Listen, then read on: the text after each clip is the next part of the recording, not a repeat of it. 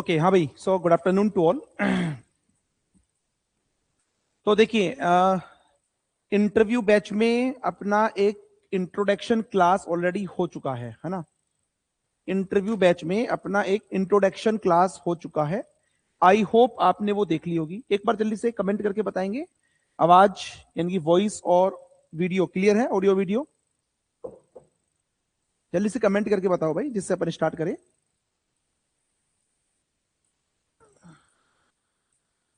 Sound not audible, ऐसा कैसे हो सकता है? बाकी स्टूडेंट, ऑडियो वीडियो क्लियर है? अंकित कुमार को तो लग रहा नहीं है कि सर साउंड क्लियर नहीं है, और बाकी स्टूडेंट्स क्लियर होगा, है ना? यस, क्लियर है। ठीक है, तो अंकित एक बार आप वापस से एग्जिट करके ज्वाइन कर लो। बाकी सभी स्टूडेंट्स का क्लियर आ रहा है, ठीक है? तो देखो, बहुत सारे स्टूडेंट हो सकता है पहले वो क्लास नहीं ली होगी आपने, इंट्रोडक्शन क्लास। तो अगर अभी भी नहीं ली है, क्योंकि अभी 3-4 बच्चों ने 10 मिनट पहले ही, 5 मिनट पहले ज्वाइन किया है, 4-5 बच्चों ने ज्वाइन किया है, ठीक है? तो कोई बात नहीं, वो आप इंट्रोडक्शन क्लास आप बाद में भी देख सकते हैं, उससे ज्यादा इश्यू नहीं होगा, ठीक है? उसमें जस्ट मैंने आपको बुक्स वगैरह के नाम बताए हुए हैं, बैच के बारे में थोड़ा सा बताया हुआ है, ठीक है? किस तरह से बैच चलेगा, कौन कौन सी बुक्स आपको फॉलो करनी है, किस तरह के इंटरव्यूज होते हैं, तो वो इंट्रोडक्शन क्लास में बताया हुआ है ना? आज हम टॉपिक स्टार्ट करेंगे, ठीक है? तो देखिए, सबसे पहले तो आप लोगों को ये बहुत सारे स्टूडेंट को ये लगता है कि सर अभी तो बार्क का फॉर एग्जाम्पल एग्जाम भी नहीं हुआ, हमें क्या पता हमारा सिलेक्शन होगा या नहीं होगा, तो क्यों हम इंटरव्यू बैच लें, है ना? हो सकता है बहुत सारे बच्चों ने ले भी लिया है इंटरव्यू बैच, तो उनके दिमाग में ले तो लिया उन्होंने, लेकिन उनके दिमाग में भी क्वेश्चन आया होगा। देखो, आपको मैं बता दूं कि अभी तक आप जो भी स्टडी कर रहे थे, जो भी आप पढ़ रहे थे, वो सब एग्जाम पर्पज के लिए पढ़ रहे थे। जो भी नेट की कोचिंग, गेट की कोचिंग करते हैं जनरली स्टूडेंट्स, वो पूरा फोकस एग्जाम पर्पज के लिए होता है। हाँ, हमारे पास जो करता है, ठीक है, मैं मेरा बता सकता हूं कि यहां पर एग्जाम प्लस इंटरव्यू दोनों की बैच के दौरान प्रिपरेशन करवाते हैं, लेकिन ज्यादातर जगह क्या होता है, ओनली एग्जाम पर्पज के लिए पढ़ाते हैं, ठीक है ना? लेकिन अब जैसे ही तुम आप इंटरव्यू दोगे ना, तो आपको बहुत कुछ चीजें पता लगेगी, ठीक है? अगर आप बार का इंटरव्यू दोगे ना और एक प्रॉपर इंटरव्यू का प्रिपरेशन नहीं करके जाओगे, तो धागे खुल जाएंगे आपके। धागे खुलने का मतलब ये है कि बहुत अच्छा इंटरव्यू होता है, ठीक है? आपको पता भी नहीं लगेगा कि कहां कहां से क्वेश्चन उन्होंने वो लोग पूछ लेंगे, आप बता ही नहीं पाओगे। अगर आप ओनली नेट गेट की प्रिपरेशन के बेसिस पे इंटरव्यू देने जाते हो, तो खासकर मैं बार के एग्जाम की, बार के इंटरव्यू की बात कर रहा हूं, ठीक है ना? क्योंकि सबसे अच्छा जो इंटरव्यू होता है, मेरा पर्सनली ये मानना है, वो बीएआरसी का होता है। हाँ, डीआरडीओ का, इसरो का, इनका भी होता है, लेकिन बार्क का इंटरव्यू हमें पता है कि हर साल इंटरव्यू होता है और बहुत सारे बच्चे इंटरव्यू देने जाते हैं, सिलेक्ट होते हैं, ठीक है? तो हमें पता है बार्क में किस तरह का कैसे क्या पूछा जाता है, तो वो सारी चीजें अपन यहाँ पर बताएंगे, ठीक है ना? तो मैं वापस बोल रहा हूं, जब तक आप स्पेशल इंटरव्यू की तैयारी नहीं करोगे, इंटरव्यू में सिलेक्शन होने के चांसेस बहुत कम है। आप नेट गेट का पढ़ के कभी भी आप इंटरव्यू में सिलेक्शन लेना, ऐसा नहीं बोलो कि ले ही नहीं सकते हो, चांसेस बहुत कम होते हैं, ठीक है? अभी आप जो भी स्टडी कर रहे हो वो पूरा न्यूमेरिकल पर्पज से कर रहे हो। यहां इस पर्टिकुलर इंटरव्यू बैच में न्यूमेरिकल्स ना के बराबर होंगे। पूरा जो फोकस होगा आपका, कंप्लीटली जो फोकस होगा वो थ्योरी प्लस कॉन्सेप्ट पे रहेगा, जो कि इंटरव्यू में पूछा जाता है। हाँ, जैसे कुछ जैसे ईएमटी वाला पार्ट है ना? तो वहां पर ईएमटी में हम न्यूमेरिकल्स भी करेंगे, क्योंकि न्यूमेरिकल्स तुमसे पूछे जाएंगे। कंडक्टर वाले जो पार्ट है, इंसुलेटर वाला जो पार्ट है तुम्हारे पास में, conducting media, non conducting media, इन सब में न्यूमेरिकल्स भी पूछे जाएंगे आपसे, ठीक है? लेकिन मेन जो फोकस रहेगा बाकी अदर सब्जेक्ट्स में, वो थ्योरी प्लस कॉन्सेप्ट पे रहेगा। पूरा इंटरव्यू बैच इसी तरह से चलेगा। स्टूडेंट्स को पता ही नहीं होता कि इंटरव्यू बैच में सर पढ़ाएंगे क्या, है ना? इंटरव्यू बैच एक बार आप अच्छे से कर लोगे, तो आपको पहले से पता रहेगा कि कैसे इंटरव्यू में क्वेश्चन पूछे जाएंगे, कैसे हमें उसका आंसर देना होगा, ये आपको पहले से पता होगा, ठीक है? और जितना हो सकता है, कोशिश मेरी यही रहेगी, जो मैं आपको इंटरव्यू के क्वेश्चंस यहां पे लिखवाऊंगा, उसका आंसर भी लिखवाऊंगा। वही क्वेश्चंस जनरली आप जो भी इंटरव्यू दोगे, पीएचडी के आईआईटीज में, आईआईएससी बैंगलोर में, टिफर में, ठीक है, इसके अलावा बीएआरसी में, डीआरडीओ में, मेनली वही क्वेश्चन, असिस्टेंट प्रोफेसर में वही क्वेश्चन आपसे पूछे जाएंगे। पूरा पूरा उम्मीद है जो सब्जेक्ट हम पढ़ाएंगे उसमें से, जो टॉपिक हम पढ़ाएंगे उसमें से आपसे क्वेश्चंस पूछे जाएंगे, ठीक है? तो देखो, स्टूडेंट का ये रहता है कि सर इतना जल्दी बैच क्यों स्टार्ट कर रहे हो? देखो, जनरली इंटरव्यू जो आपके होंगे वो जैसे बीआरसी की बात करूं मैं, है ना? अगर मैं बीएआरसी की बात करूं, तो बार्क में आपके पास में मई टू जून इंटरव्यू होते हैं, है ना? लगभग 15 मई से स्टार्ट होकर 15 जून तक आपके चलते हैं, ठीक है? अगर मैं पीएचडी इंटरव्यू की बात करूं, जैसे गेट के थ्रू या नेट के थ्रू, तो ये भी तुम्हारे पास में समर में होते हैं, और मतलब वही मई जून में होते हैं, और तुम्हारे पास में दिसंबर जनवरी के अंदर होते हैं। तो अभी ये टाइम है, इसमें जनरली कोई इंटरव्यू नहीं है। हाँ, हो सकता है कुछ स्टूडेंट का टिफर का इंटरव्यू या असिस्टेंट प्रोफेसर का इंटरव्यू हो, बाकी पीएचडी के, बीआरसी के, डीआरडीओ के अभी इस टाइम पे इंटरव्यू जनरली नहीं होते हैं। ठीक है, तो देखो कभी भी इंटरव्यू का प्रिपरेशन 1 महीने में नहीं की जाती। आप सोचो कि सर बार का एग्जाम दे ले, एक बार रिजल्ट आ जाए, उसमें हमारा हो जाए, उसके बाद इंटरव्यू की तैयारी करेंगे। अरे भाई, बार का एग्जाम तुम्हारा मार्च में है, अप्रैल के फर्स्ट वीक में तुम्हारा रिजल्ट आएगा, फिर 1 महीना आपके पास बचेगा। तो आप सोचो इंटरव्यू की प्रिपरेशन कैसे करेंगे आप लोग। ठीक है ना, इसलिए मैंने बैच स्टार्ट किया है। बहुत सारे स्टूडेंट को ये लगता है कि सर अगर हमारा सिलेक्शन नहीं हुआ तो, अरे भाई नहीं हुआ तो ये इंटरव्यू बैच जो है, फ्यूचर में आप कहीं पे भी इंटरव्यू देंगे, चाहे पीएचडी से रिलेटेड दो, चाहे असिस्टेंट प्रोफेसर में दो, चाहे साइंटिफिक ऑफिसर, टेक्निकल ऑफिसर, कहीं पे भी आप इंटरव्यू दो, हर जगह ये बैच आपका काम आने वाला है।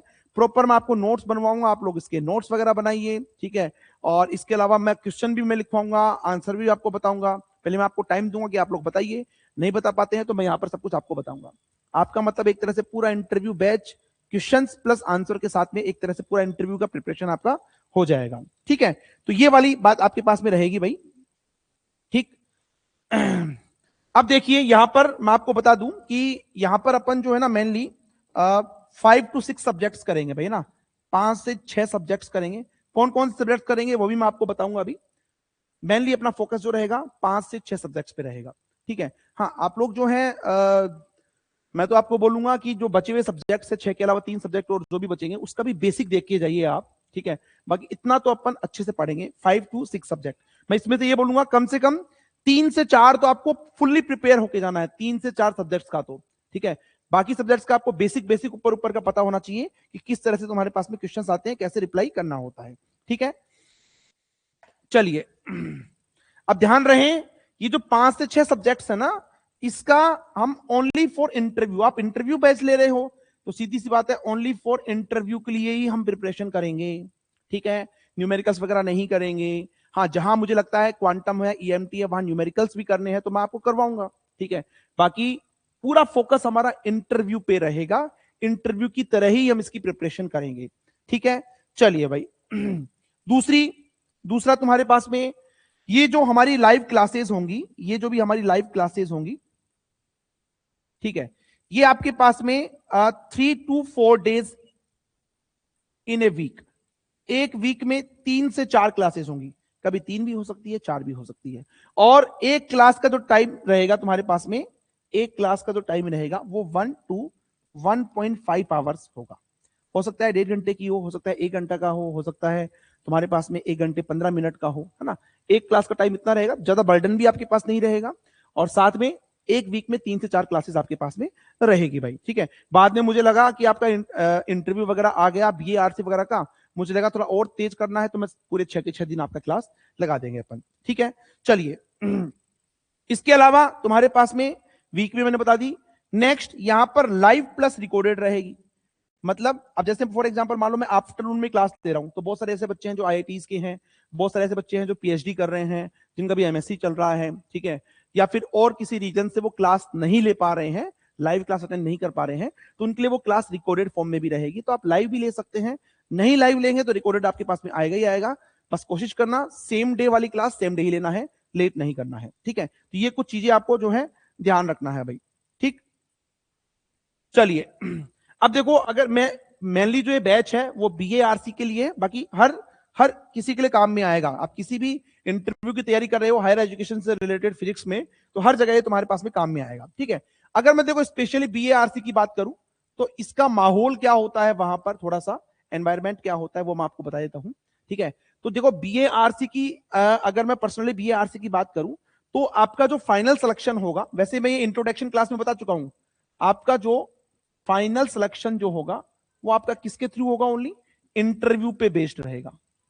ठीक है, रिटन एग्जाम में कट ऑफ 150 जाती है, अगर किसी के 250 नंबर आ रहे हैं, किसी के 151 आ रहे हैं, किसी के 250 नंबर आ रहे हैं, बराबर हैं, इंटरव्यू में पहुंच गए, मतलब वो दोनों बराबर हैं, पहली चीज।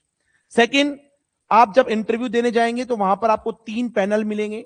ठीक है, 3 से कभी 4 भी हो सकते हैं, जनरली 3 पैनल ही होते हैं। ठीक है, और एक पैनल में तुम्हारे पास में 7 या 6 to 7 प्रोफेसर रहते हैं। 6 to 7 प्रोफेसर रहते हैं, ठीक है, आपका मॉक इंटरव्यू लेने के लिए। और वो प्रोफेसर होते हैं, साइंटिस्ट जो होते हैं, बिल्कुल पोलाइट रहते हैं, ठीक है। अगर आपको किसी क्वेश्चन का आंसर नहीं आ रहा है तो आपको पूरा हेल्प करेंगे, ठीक है। आपको हिंट देंगे, किसी क्वेश्चन का आंसर नहीं आ रहा है तो आपको वो हिंट देंगे, ठीक है। मैं तो एक ही बात बोलता हूं, जब भी आप इंटरव्यू देने चाहो, चाहे कहीं किसी का भी इंटरव्यू देने जाओ, तो ध्यान रहे वो आपको सेलेक्ट करने के लिए बैठे हैं, रिजेक्ट करने के लिए बिल्कुल नहीं बैठे हैं, ठीक है। तो कहीं पे भी जाओ, कॉन्फिडेंस के साथ जाओ, ऑनेस्टली के साथ आपको इंटरव्यू देनी है, ठीक है ना। इसके अलावा तुम्हारे पास रही बात मीडियम की, कि तुम्हारे पास में लैंग्वेज, ठीक है, लैंग्वेज की अगर मैं बात करूं तो मैं देखो एक ही बात बोलूंगा आपको कि आप लोग, बहुत सारे स्टूडेंट को लगता है सर मुझे तो इंग्लिश आती नहीं है ना, तो आप हिंदी इंग्लिश किसी में भी आंसर कर सकते हो। बस जो फिजिक्स के वर्ड हैं, जो रेजिस्टेंस है उसको रेजिस्टेंस ही बोला जाएगा, वहां प्रतिरोध मत बोल देना, ठीक है। तो जो फिजिक्स के वर्ड है वो आप इंग्लिश में यूज करो, बाकी आप अपनी जनरल लैंग्वेज में उनको आंसर कर सकते हो, ठीक है ना। तो ये तुम्हारे पास में लैंग्वेज का बहुत सारे स्टूडेंट को पता नहीं होता कि लैंग्वेज का इशू दिक्कत होती है, ठीक है। अगर बीएआरसी में सिलेक्शन लेना है तो कम से कम तुम्हारा 1 से 1.5 घंटे, ठीक है, 1 to 1.5 आवर्स का इंटरव्यू चलना चाहिए, ठीक है। 1 से 1.5 घंटे का इंटरव्यू आपका चलना चाहिए, तभी तुम्हारे पास में एक बीआरसी में सिलेक्शन होने के चांसेस ज्यादा होते हैं। ऐसी बात नहीं है, 45 मिनट वाले स्टूडेंट का भी सिलेक्शन हुआ है, ठीक है, लेकिन अगर आपका 1 से 1.5 घंटे का चलेगा तो सिलेक्शन के चांसेस ज्यादा होते हैं, ठीक है। नेक्स्ट, फ्रेशर बच्चा, तो ऐसा नहीं है कि भाई तुम्हारे पास में, अगर मान लो तुम लोग, तुम्हारा एमएससी जो है, अगर एमएससी में गैप आ जाता है, गैप आफ्टर एमएससी, ऐसा नहीं है, बहुत सारे स्टूडेंट के लिए ये ऐसी चीजें होती है कि यार आफ्टर एमएससी तो गैप आ गया तुम्हारे पास में, आफ्टर एमएससी तो गैप आ गया तो अब सिलेक्शन नहीं होंगे, है ना। बहुत सारे स्टूडेंट पता नहीं कहां कहां से सुन के आ जाते हैं कि फ्रेशर बच्चों को ही लेते हैं, ऐसा नहीं है ना। मेरे ऐसे कई स्टूडेंट है जिनका 2-2 3-3 साल एमएससी हो गए, कंप्लीट हुए, उनके बाद में उनका सिलेक्शन हुआ है साइंटिफिक ऑफिसर के अंदर, ठीक है। तो ये बिल्कुल भी नेगेटिव चीजें नहीं लानी है ना। आप प्रॉपर आपको प्रिपरेशन करनी है, और अगर आपका वे ऑफ प्रेजेंटेशन वहां पर अच्छा रहता है, अपने आप को रिप्रेजेंट आप बहुत अच्छे से करते हो, वहां पर आपका बिल्कुल बस नॉलेज देखा जाएगा कि आपने फिजिक्स पढ़ी है, कैसे पढ़ी है, किस तरह से आपने समझा है, किस तरह से उन चीजों को आप एक्सप्लेन कर रहे हो, ये देखा जाएगा। ये सब बात की बात है कि आपका जीआरएफ है, गेट में अच्छा रैंक है, नहीं, आप वहां पहुंच गए, पूरा इंटरव्यू बेस्ड आपका सिलेक्शन होगा, और आपका फाइनल सिलेक्शन आपका इंटरव्यू कैसे जाता है उसी के ऊपर डिपेंड करेगा। किसी का जीआरएफ है, एक का जीआरएफ नहीं है, तो ऐसा नहीं है कि जिसका जीआरएफ है उसका सिलेक्शन होगा, बिल्कुल नहीं है ऐसा। आपका कंप्लीटली सिलेक्शन इंटरव्यू बेस्ड होगा, ध्यान रखना, ठीक है ना। और कुछ चीजें वो पूछते हैं स्टार्टिंग में, तो वो मैं आपको ड्यूरिंग क्लासेस बताऊंगा कि क्या क्या चीजें पूछते हैं, किस तरह से हमें उसका रिप्लाई करना होता है, ठीक है। चलिए अब हम आते हैं ऑर्डर ऑफ सब्जेक्ट्स, कि हम सब्जेक्ट्स का हमारा ऑर्डर क्या क्या रहेगा वो अपन देखते हैं, ठीक है। तो देखिए भाई, ऑर्डर ऑफ सब्जेक्ट्स, हम कौन से सब्जेक्ट करेंगे, ऐसा नहीं है कि जो तुम्हारा मन करेगा वो मैं बताऊंगा। तो कोई स्टूडेंट बोलेगा इलेक्ट्रॉनिक्स पढ़ाओ, कोई क्लासिकल पढ़ाओ, कोई क्वांटम पढ़ाओ, तो पूरे 9 सब्जेक्ट्स हो जाएंगे। मैं जनरली वो सब्जेक्ट प्रेफरेंस में रख रहा हूं कि जो आप, अगर आप बोलेंगे ना, जैसे फॉर एग्जांपल मान लो किसी ने न्यूक्लियर पार्ट, किसी ने सॉलिड बोला ही नहीं, समझना, मान लो किसी स्टूडेंट ने सॉलिड बोला ही नहीं कि सॉलिड मेरे से पूछो, लेकिन फिर भी वो सॉलिड में क्वेश्चन पूछ सकते हैं। किसी ने क्वांटम का नाम नहीं लिया, फिर भी आपको वो क्वांटम में क्वेश्चन पूछ सकते हैं। तो ऐसे सब्जेक्ट अपन प्रायोरिटी पे रख रहे हैं, वो सब्जेक्ट तो मैं आपको करवाऊंगा ही करवाऊंगा, ठीक है। तो ऑर्डर ऑफ सब्जेक्ट जो है, जो कि मैं आपको करवाने वाला हूं, ऑर्डर ऑफ सब्जेक्ट्स, ठीक है। वैसे ये पहला जो है, ये कोई सब्जेक्ट का नाम नहीं है, ये जनरली एक टॉपिक का नाम है, that is the graph theory. तो आप कहीं पे भी जाओ, ग्राफ तो आपसे पूछे जाएंगे, ये कभी आपका पीछा नहीं छोड़ेगा, और ये बहुत अच्छा टॉपिक है, बहुत अच्छे से डिटेल में आपको समझा दूंगा। बड़े से बड़ा ग्राफ भी जो है विद इन सेकेंड्स आप लोग बना लेंगे, ठीक है। चलिए इसके अलावा हम इसके बाद स्टार्ट करेंगे solid state physics. Solid state physics सब टॉपिक इसमें कवर करेंगे, क्रिस्टलोग्राफी भी पढ़ेंगे, इसके अंदर हम स्पेसिफिक हीट यानी कि हीट कैपेसिटी भी पढ़ेंगे, इसके अंदर हम लैटिस वाइब्रेशन भी पढ़ेंगे, इसमें हम स्पेसिफिक हीट वाला टॉपिक तो हो चुका है तुम्हारा, फ्री इलेक्ट्रॉन थ्योरी भी पढ़ेंगे, बैंड थ्योरी भी पढ़ेंगे, सेमीकंडक्टर भी पढ़ेंगे, सुपर कंडक्टिविटी भी पढ़ेंगे, ये सब टॉपिक इसके अंदर कवर करेंगे, ठीक है। सॉलिड में बैंड कैसे बनते हैं एक्सप्लेन कीजिए, इफेक्टिव मास क्या होता है, कैसे effective mass of electron free mass of electron से डिफरेंट होता है, इफेक्टिव मास का आंसर नेगेटिव आता है, इसका फिजिकल मीनिंग क्या है, क्योंकि मास तो कभी नेगेटिव हो नहीं सकता, ठीक है। तो मतलब हर तरह के क्वेश्चन जो भी पॉसिबल क्वेश्चन बन सकते हैं वो सब अपन क्वेश्चन प्लस सॉल्यूशन में आपको करवाऊंगा इसके अंदर, ठीक है। इसके बाद में हम पढ़ेंगे क्वांटम मैकेनिक्स, इसके बाद हम पढ़ेंगे nuclear and particle physics, nuclear and particle physics. फिर हम देखेंगे ईएमटी, और उसके बाद में हम देखेंगे एटमोल। तो ये आपका सब्जेक्ट का ऑर्डर रहेगा भाई, ठीक है। इसके अलावा जो बाकी 3 सब्जेक्ट बच गई, क्लासिकल मैकेनिक्स, इलेक्ट्रॉनिक्स, ईसी मतलब इलेक्ट्रॉनिक्स हो गया, और एक और कौन सा बच गया, मैथमेटिकल फिजिक्स, ठीक है। इसका जो है आप लोग बेसिक कीजिएगा, और मैं तो आपको बोलूंगा सेल्फ पढ़िए। अगर इनके बाद में मेरे पास टाइम बचता है तो मैं आपको इसका जो है बेसिक बेसिक बता दूंगा। बाकी ये सब्जेक्ट तो आप करके ही जाइए, है ना। इसमें से भी ये 3 सब्जेक्ट्स तो आपको बहुत स्ट्रॉन्ग करना है ना। इन सभी सब्जेक्ट को आपको वेरी स्ट्रॉन्ग करना ही करना है। बाकी सब्जेक्ट्स का भी मैं आपको अच्छे से करवा दूंगा कंप्लीट, है ना, इसको सॉरी यहां तक, ठीक है ना। बाकी ईएमटी एटमोल भी मैं आपका स्ट्रॉन्ग करवा दूंगा, ठीक है। बस आप तो जैसा बताया जाए वैसे करते रहो। इंट्रोडक्शन क्लास में मैंने बुक्स के नाम बताए थे, तो बुक्स आपके पास अलग से सब्जेक्ट वाइज तो होनी चाहिए। इसके अलावा मैंने ऑथर एंड बाइजर का मॉडर्न फिजिक्स का बुक आता है, एक आइसबर्ग एंड रेसनिक का बुक आता है, वो मैंने आपको इंट्रोडक्शन क्लास में बताया था। तो मैंने उस टाइम यही बोला था कि जैसे आप ये बुक जब जब तक क्लास स्टार्ट होती है तब तक आप ये बुक परचेज कर लीजिएगा। कम से कम ऑथर एंड बाइजर की बुक तो सबके पास होनी चाहिए, ठीक है। तो मैं यही मानता हूं कि आपके पास वो बुक आ गई होगी, नहीं आई है तो कम से कम वो बुक परचेज कर लेना। परचेज नहीं कर सकते हो तो उसकी पीडीएफ आप सभी स्टूडेंट के पास में होनी चाहिए, ठीक है। क्योंकि देखो मैं वापस बता देता हूं, बहुत सारे स्टूडेंट्स कह रहते हैं सर ये इंटरव्यू क्लास तो हम बुक से पढ़ लेंगे। आप बुक से पढ़ के तो देखो भाई, ठीक है। आप बैंड थ्योरी पढ़ोगे ना सॉलिड स्टेट फिजिक्स के अंदर, आपको कम से कम भी 3 से 4 से 5 घंटे लग जाएंगे। उसमें भी फिर आपको पता नहीं रहेगा कि क्वेश्चन कैसे कैसे पूछ सकते हैं, ठीक है। हम यहाँ पर वो टॉपिक बैंड थ्योरी का आपको कम से कम 1.5 से 2 घंटे में वो टॉपिक पूरा कंप्लीट करवा देंगे। फिर आपको बस ओनली आधा घंटा देना पड़ेगा, कोई भी एक बुक उठा के अपना जो 95% काम हम करवा देंगे, 5% फिर आपको करना होगा। कोई भी बुक उठा के एक बार उसको देख लो, रिवाइज कर लो, तो आपको एक सेल्फ कॉन्फिडेंस जाएगा कि हाँ हमने सर के क्लासेस भी देख ली और साथ में हमने बुक भी पढ़ लिया। ऐसे बुक पढ़ोगे तो आपको बहुत सारी बुक समझ में नहीं आएंगी, समझ में आ जाएगी तो बहुत ज्यादा टाइम कंज्यूमिंग हो जाएगा उसके अंदर, ठीक है ना। उससे बचने के लिए ये बैच चलाया जा रहा है, मिनिमम फीस रखा है हमने, ठीक है। ओनली इंटरव्यू बैच भी ले सकते हो, अगर किसी को बार के लिए कोई फोकस कर रहा है तो test series plus interview batch दोनों इंक्लूड एक साथ भी है, तो वो भी आप ले सकते हो, ठीक है। चलिए भाई हो गया तुम्हारे पास में। तो अब आज जो हम स्टार्ट करेंगे वो सबसे पहले हम स्टार्ट करेंगे ग्राफ थ्योरी। सबसे पहले हम स्टार्ट करेंगे ग्राफ थ्योरी। तो इस वीक में मान के चलिए ग्राफ थ्योरी के ही क्वेश्चन हम करेंगे। अब बोलोगे सर ऐसा ग्राफ थ्योरी में है क्या? ऐसा कोई भी इंटरव्यू नहीं है हायर एजुकेशन से रिलेटेड इसमें ग्राफ ना पूछा जाए, ठीक है। जैसे आप जितने भी आईआईटीज के इंटरव्यू दोगे तो सबसे पहले फर्स्ट क्वेश्चन इन इंटरव्यू आपका ग्राफ ही आता है इन जनरल।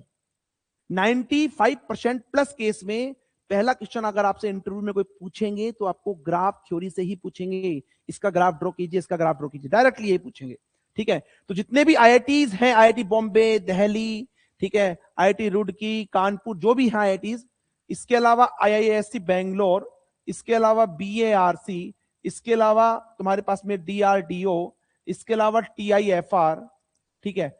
ये जितने भी तुम्हारे पास में असिस्टेंट प्रोफेसर जितने भी हैं, सबसे पहले जनरली, है ना, इसका मैं कह नहीं सकता, असिस्टेंट प्रोफेसर में तो वो जनरली फिजिक्स ही पूछ लेते हैं। बाकी इन जनरल सबसे पहले तुमसे ग्राफ थ्योरी पूछेंगे, क्योंकि आगे अगर आप पीएचडी रिसर्च वगैरह कहीं पे भी करते हैं, आप साइंटिफिक ऑफिसर बनेंगे तभी भी आप रिसर्च ही करेंगे, ठीक है। तो वहां पर भी आपको ग्राफ तो ड्रॉ करने आने चाहिए भाई, ग्राफ तो जनरली यूज आते ही आते हैं, ठीक है। तो इसलिए ग्राफ थ्योरी अपने आप में सबसे इंपॉर्टेंट टॉपिक है इंटरव्यू के लिए, जो कि स्टूडेंट जनरली स्किप कर जाते हैं, ठीक है ना, है ना।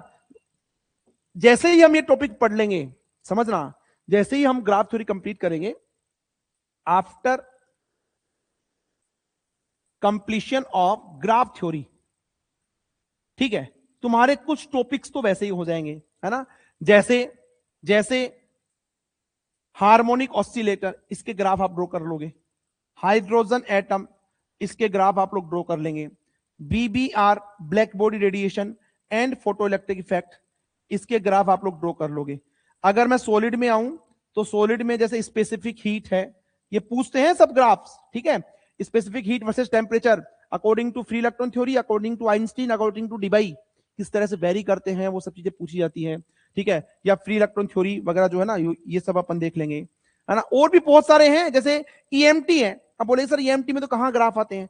अरे भाई आपको जनरली पॉइंट चार्ज आपको दे देगा, बोल देगा इससे r डिस्टेंस पे कोई आपको इलेक्ट्रिक फील्ड वगैरह कैलकुलेट करना है, या फिर आपको एक सॉलिड स्फीयर दे देगा, कंडक्टर दे देगा या नॉन कंडक्टर दे देगा, और उसमें बोलेगा कि बताओ ग्राफ कैसा होगा r और इलेक्ट्रिक फील्ड के बीच में, इनसाइड आउटसाइड सरफेस के ऊपर, ये सब चीजें बतानी है आपको। ये जो है ना, ये तब आप बना सकते हो जब ग्राफ थ्योरी को आप लोग डिटेल में पढ़ोगे, ठीक है। तो ये डिटेल में वैसे मैं नेट वाले बैच में पढ़ाता हूं, ठीक है। क्वांटम मैकेनिक्स जब स्टार्ट करता हूं तो सबसे पहले मैं ग्राफ थ्योरी पढ़ाता हूं, ठीक है। लेकिन बहुत जगह पढ़ाया ही नहीं जाता ग्राफ थ्योरी, इसलिए ग्राफ थ्योरी को पढ़ना बहुत जरूरी है। जिसने मेरी क्लास ले रखी है उनको अच्छे से समझ में आएगा, जिन्होंने नहीं ले रखी है उनको बस अच्छे से रिविजन करने की जरूरत है। बाकी 2 दिन बाद आप देखना ग्राफ आपको सबसे आसान टॉपिक लगेगा, जो कि 100% इंटरव्यू में पूछा ही पूछा जाता है, ठीक है। चलिए भाई, जैसे आप ग्राफ कैसे पूछेंगे, ठीक है। जो आपका ग्राफ थ्योरी है वो आपको कैसे क्वेश्चन पूछते हैं, जैसे एग्जाम की अगर मैं बात करूं, इन एग्जाम्स, ठीक है, कैसे कैसे ग्राफ्स आते हैं, आप अपने आप को एनालिसिस करके देखना आपको कितने ग्राफ्स आते हैं इन एग्जाम्स। आपको जनरली पूछेंगे बताओ e to the power x का ग्राफ कैसा होता है, आपको पूछेंगे कि पावर माइनस x का ग्राफ कैसा होता है, आपसे पूछा जाएगा x e to the power x का, x e to the power minus x का, x square minus 2 e to the power minus x का, मतलब रैंडमली ग्राफ पूछेंगे। आपसे बोलेंगे बताओ log x का ग्राफ कैसा होगा, आपसे बोलेंगे x ln x का ग्राफ कैसे होगा, आपसे बोलेंगे ln sin x का ग्राफ कैसा होगा, आपसे बोला जाएगा दैट इज sin x बटे x का ग्राफ कैसा होगा, आपसे बोला जाएगा तुम्हारे पास में e to the power cos x का ग्राफ कैसा होगा, आपसे बोला जाएगा sin x mod sin x sin square x, ठीक है। इन तीनों ग्राफ में डिफरेंस बताओ, इन तीनों ग्राफ में एक ही ग्राफ में ड्रॉ करना है, ये डिफरेंस बताओ। ये बीएआरसी में भी पूछा जा चुका है, ये आईआईएससी बेंगलोर में भी पूछा जा चुका है, ये तुम्हारे पास में टिफर में भी पूछा जा चुका है। कहने का मतलब ऐसे ऐसे ग्राफ्स होंगे जो आप सोच भी नहीं सकते। आपसे बोलेंगे फॉर एग्जाम्पल तुम्हारे पास में ax4 माइनस का bx स्क्वायर प्लस c, इसका बताओ ग्राफ कैसा होगा, है ना। तो ये सभी ग्राफ ऐसे हैं, विद इन सेकंड्स आप लोग ड्रॉ कर लोगे आफ्टर 2 क्लास, 2 से 3 क्लास आप मांगते चलिए कि आप लोग विद इन सेकंड ये ग्राफ ड्रॉ कर लोगे, और जनरली ये ग्राफ्स पूछे जाते हैं इंटरव्यू के अंदर, ठीक है ना। तो ये हम स्टार्ट करेंगे, हम बिल्कुल बेसिक से स्टार्ट करेंगे, और आप देखना जो बेसिक ग्राफ है वो भी इंटरव्यू में पूछे जा चुके हैं, आईआईटीज के इंटरव्यू में बेसिक ग्राफ पूछे जा चुके हैं ना, वो मैं आपको अभी करवाऊंगा, ठीक है। चलिए भाई, तो कुल मिला के ये समझ में आ गया होगा कि आज जो हम स्टार्ट कर रहे हैं टॉपिक ग्राफ थ्योरी, ये पहले यही टॉपिक हम क्यों स्टार्ट कर रहे हैं, दूसरी किस किस हद तक वो ग्राफ पूछ सकते हैं तुमसे। अभी तो मैंने लिखा नहीं इसके अंदर y बराबर, देखो ये भी पूछते हैं y बराबर साइन इनवर्स x का ग्राफ क्या होगा। अच्छा ये भी पूछते हैं y बराबर मोड साइन x का ग्राफ कैसा होगा, मोड y बराबर साइन x का ग्राफ कैसा होगा, mod y is equal to mod sine x का ग्राफ कैसा होगा। हर तरह के ग्राफ पूछते हैं, तो हमें हर तरह से प्रिपेयर होना होगा, क्योंकि वो बोलते हैं ना तुम्हारे पास में कि जो स्टार्टिंग में अगर आप अच्छा कर जाओगे तो आपका पूरा इंटरव्यू अच्छा जाएगा, और स्टार्टिंग में अगर आप नहीं बता पाओगे तो इंटरव्यू आपका खराब हो जाएगा, ठीक है। तो वही चीजें हैं, अगर आप स्टार्टिंग में थोड़ा सा ग्राफ थ्योरी आपसे पूछा जाएगा जनरली, तो अगर इंटरव्यू में स्टार्टिंग में अगर आप अच्छे से रिप्लाई करोगे तो आपको आगे कोई दिक्कत नहीं आएगी, पूरा इंटरव्यू आपका अच्छा जाएगा। चलिए भाई, तो स्टार्ट करते हैं अपन graph theory.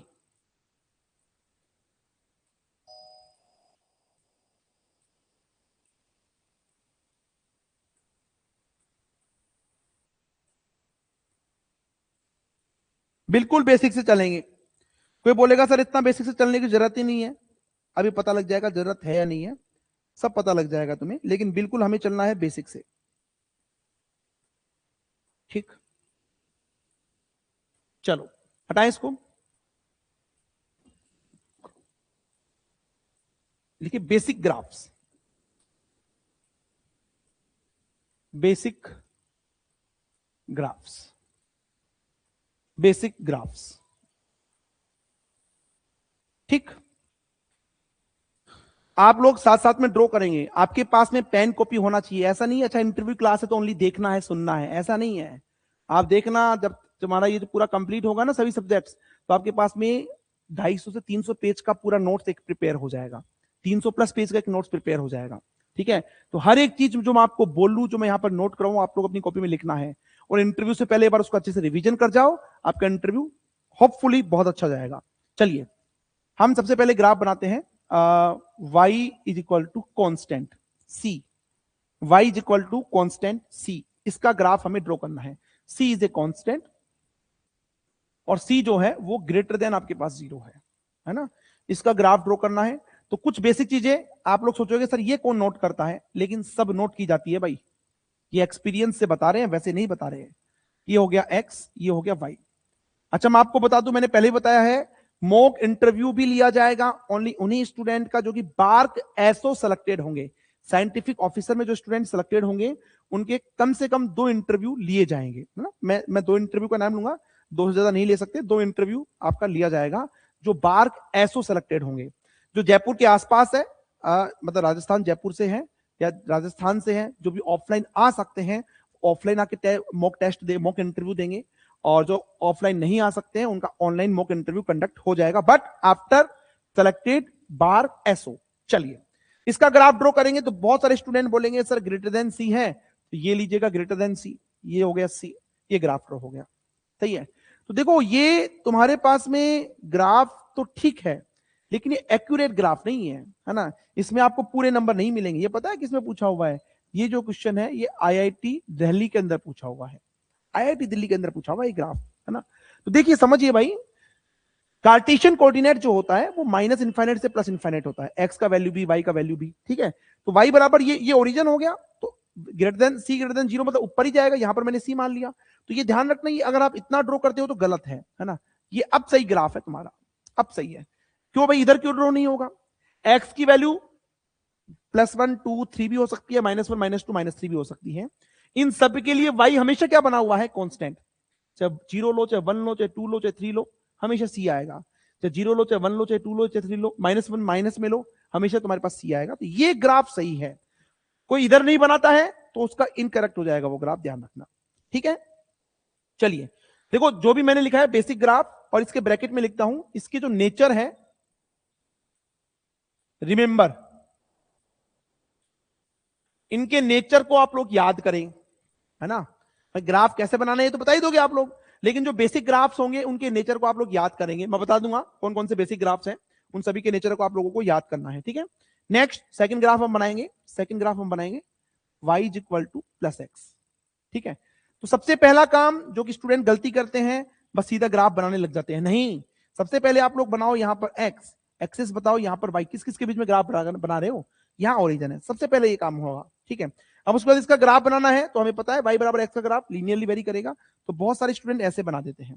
This is wrong, ध्यान रखना, क्योंकि कार्टेशियन कोऑर्डिनेट्स है, इसमें x भी माइनस इनफाइनाइट से प्लस इनफाइनाइट होता है, y भी माइनस इनफाइनाइट से प्लस इनफाइनाइट होता है। तो आप लोग पूरा यहां से ऐसा बनाएंगे, और ध्यान रहे कुछ इस ऐसा नहीं, फॉर एग्जाम्पल देखो इधर कोई ऐसा बना देगा, ऐसा ऐसा, ठीक गलत हो जाएगा भाई, है ना। आप लोग ध्यान दो, इसमें कोई भी y बराबर 2x 3x कुछ नहीं आ रहा है, तो मतलब ये कितना एंगल बनाएगा, इससे 45 डिग्री का एंगल बनाएगा। तो बिल्कुल बीच में आपको ड्रॉ करना है ये, ठीक है। आई होप समझ में आ रहा होगा। Next y is equal to -x, तो ये बताने की जरूरत नहीं है ना भाई, पॉइंट पॉइंट रख के आप देख लेना, ठीक है। ये हो गया x, ये हो गया y, ये हो गया ओरिजिन, ठीक है। तो जैसे +1 रखेंगे तो y बराबर -1 आएगा ना, देखो ऐसे ऐसे बनाते हैं, ये +1 रखेंगे तो y -1 आएगा, +2 रखेंगे -2 आएगा, मतलब यहाँ पे आएगा, यहाँ पे आएगा।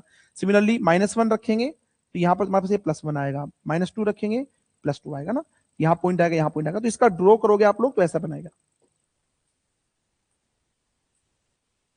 ये लो।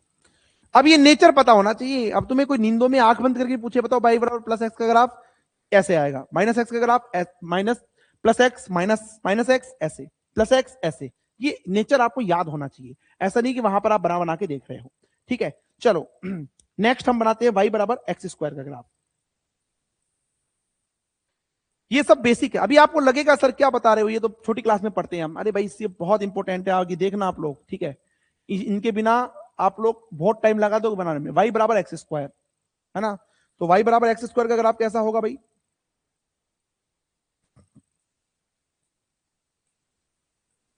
ठीक है। ये पॉइंट लिखने की जरूरत नहीं है, number y is equal to -x²,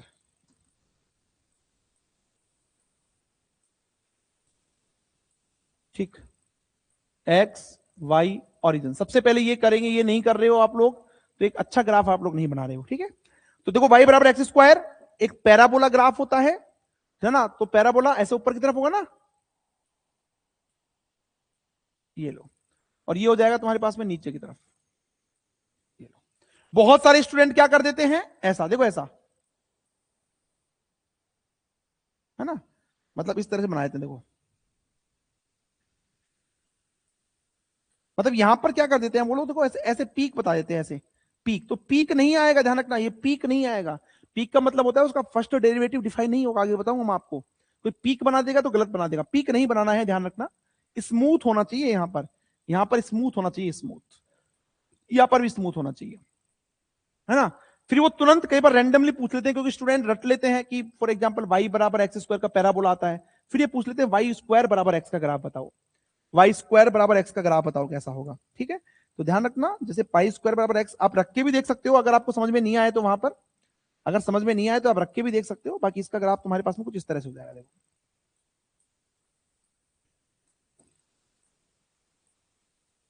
इस तरह का ग्राफ हो जाएगा, है ना। अच्छा, मैंने आपको ये बताया नहीं होगा कि प्ले विद ग्राफ इसकी बुक आती है, बाकी मैंने इंट्रोडक्शन क्लास में बता दिया था। बाकी ग्राफ थ्योरी की अगर आप बुक लेना चाहो तो प्ले विद ग्राफ आती है भाई, इसकी बुक, है ना, मैं लिख देता हूं, इसकी जो बुक आती है प्ले विद ग्राफ। जैसे जैसे अपन सब्जेक्ट पढ़ेंगे मैं वापस से बुक के नाम से बताऊंगा आपको, बाकी इंट्रोडक्शन क्लास में बताया हुआ है, प्ले विद ग्राफ, ठीक है। किसकी बुक है, ग्राफ थ्योरी की, बहुत अच्छी बुक है, ठीक है। अगर आपको ग्राफ, वैसे तो मैं स्ट्रॉन्ग करवा दूंगा यहाँ पे, और ज्यादा स्ट्रॉन्ग करने हैं तो आप ये वाली बुक परचेज कर सकते हैं। डन, चलो जी बढ़ते हैं आगे, ये बन गया। अब एक क्वेश्चन लिखिए, अब एक क्वेश्चन है, draw graph y is equal to x square, y is equal to x की power 4, y is equal to x की पावर 6, एक ही ग्राफ में आपको ड्रॉ करने हैं, ठीक है। एंड व्हाट इज डिफरेंस, इन सब में डिफरेंस क्या है, ये आपके लिए है ना। जितने भी स्टूडेंट देख रहे हैं, अभी तो बहुत कम स्टूडेंट ने ज्वाइन किया है भाई, है ना, काफी स्टूडेंट परचेज कर चुके हैं कोर्स, ठीक है, लेकिन उनको लगता है कि हो सकता है लाइव नहीं ले पा रहे हैं, तो आप जो है ना इसके बाद रिकॉर्डेड जरूर देखना, ठीक है। तो इसका ग्राफ ड्रॉ करना है, और इन सब में डिफरेंस क्या है आप लोग रिप्लाई करेंगे सभी ऑनलाइन स्टूडेंट्स। ये जो ग्राफ है ऑल इंटरव्यू में पूछा हुआ है, जितने भी आप लोग इंटरव्यू दोगे सब में पूछा हुआ है, जैसे BARC में, TIFR में, IISc बैंगलोर के अंदर असिस्टेंट प्रोफेसर में, और जितने भी IITs हैं उन जगह, हर जगह तुम्हारे पास में एक क्वेश्चन पूछा हुआ है। तो जल्दी से बनाइए और बना के मुझे डिफरेंस बताइए क्या होगा। सब लोग बनाएंगे, सब लोग करेंगे ये काम, सब लोग करेंगे भाई।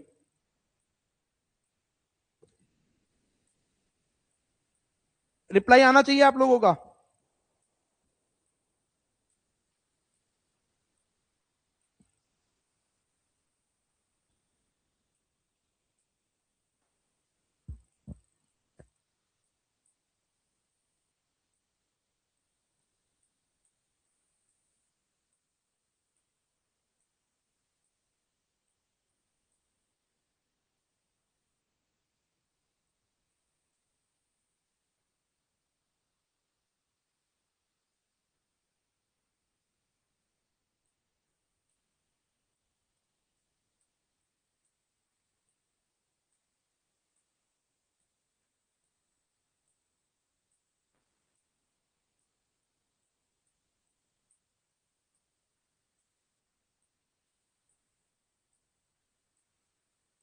देखिए कुछ स्टूडेंट आंसर दे रहे हैं, yes, slope is different, curvature are different, all graphs pass through origin, but as the power of x increases then graph become more steeper, yes। ठीक है, लगभग सबका बताने का आंसर अलग अलग है, लेकिन तरीका लगभग तुम्हारे पास में सेम ही है ना, कॉन्सेप्ट सबका सेम है, वेरी गुड, ठीक है। तो देखो सबसे पहले तो हम इसको बनाते हैं, आपको पता होगा इसी से क्वेश्चन एग्जाम में, गेट एग्जाम में इफेक्टिव मास का क्वेश्चन आया हुआ है ना। तो डायरेक्टली तुम लोगों से पूछ लेते हैं कई बार भाई किसका इफेक्टिव मास ज्यादा होगा, किसका कम होगा। तो सब लोग देखेंगे, ये ओरिजिन हो गया, ये एक्स हो गया, ये हो गया तुम्हारे पास में वाई। डन। तो सबसे पहले अपन वाई बराबर एक्स स्क्वायर का ग्राफ बना लेते हैं, ये हो गया एक तरह से वाई बराबर एक्स स्क्वायर का graph. Y is equal to x square. देखो ध्यान सुनो, सबका नेचर सेम रहेगा, सबका बनेगा ऐसे पैराबोला ही, लेकिन उनके सब में स्लोप बोल दो, कर्वेचर बोल दो, वो अलग अलग होंगे। ठीक, नेक्स्ट जब x4 बनाएंगे तो और वाई एक्सिस की तरफ हो जाएगा ये।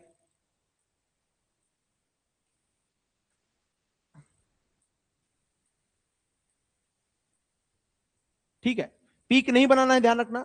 ये हो जाएगा y is equal to x की पावर 4। सिमिलर वे में y is equal to x की पावर 6। ये हो जाएगा y is equal to x की पावर 6। कौन बताएगा किसका कर्वेचर ज्यादा है? कौन बताएगा कर्वेचर लार्जेस्ट किसका है? लार्जेस्ट कर्वेचर किसका है? हाँ भाई, बता भी दो।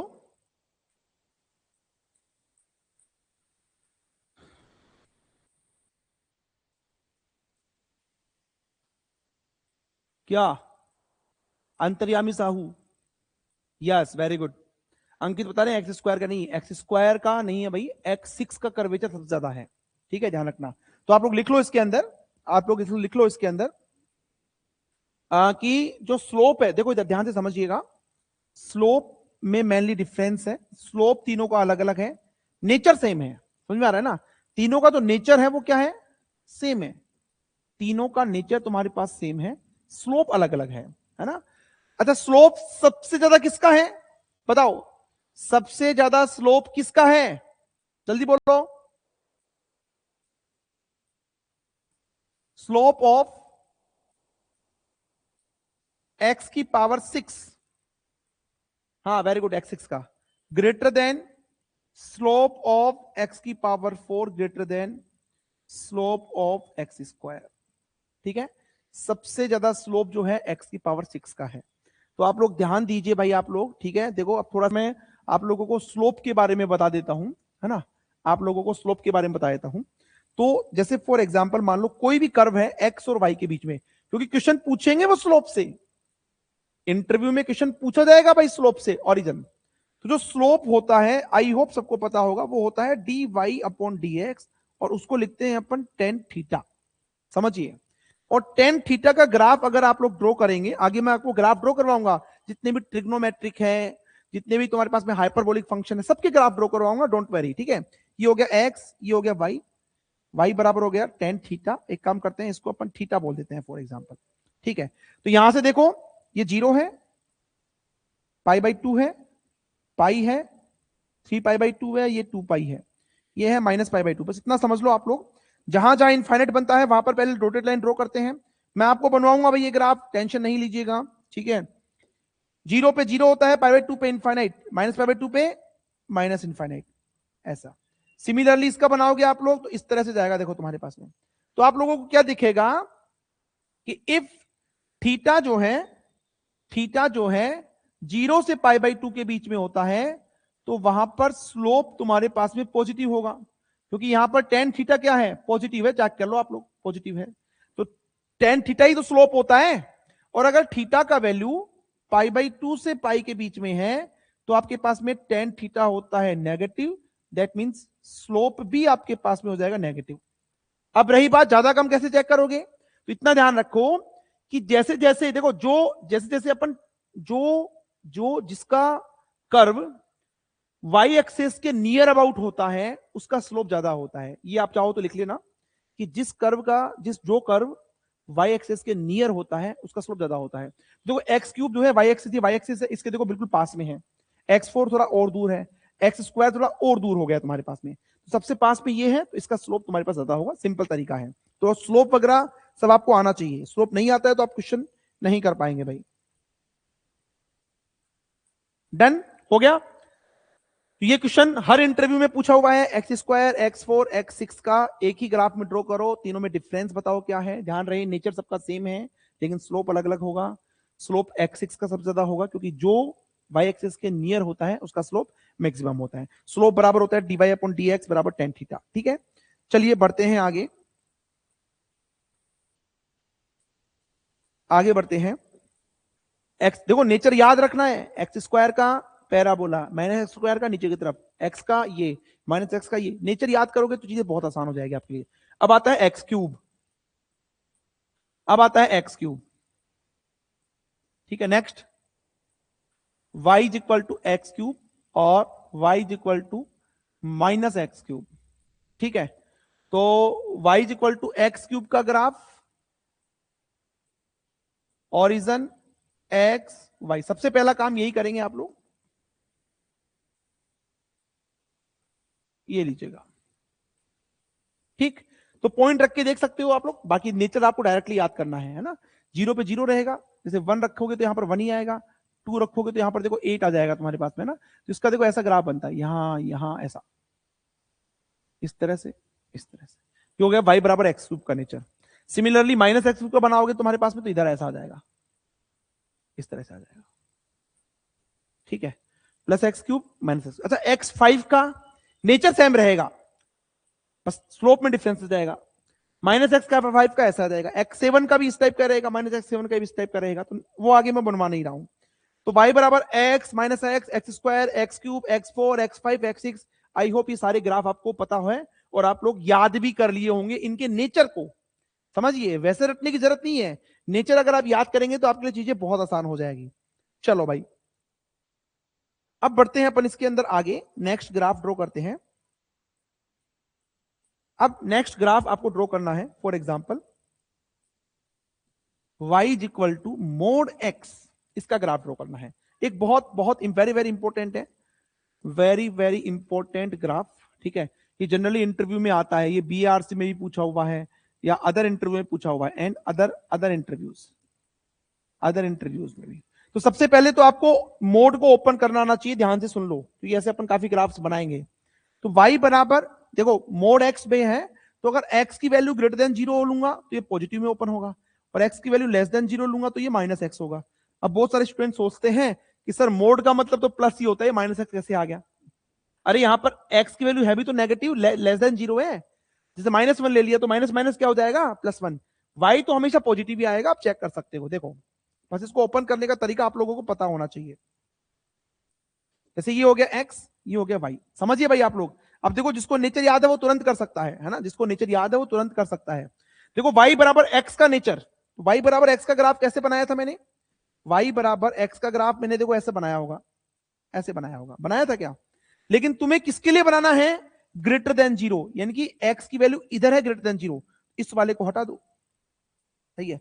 फिर है तुम्हारे पास में y बराबर माइनस एक्स का नेचर, y बराबर माइनस एक्स का नेचर ऐसा आएगा तुम्हारे पास में, लेकिन तुम्हें किसके लिए बनाना है, लेस देन जीरो के लिए, इसके इधर वाला बनना चाहिए, तो इधर वाले को मिटा दो आप लोग, इसके इधर वाले को मिटा दो, ये ग्राफ आ गया, ठीक है। इसको मैं एक साथ बना देता हूं यहां पर इस तरह से,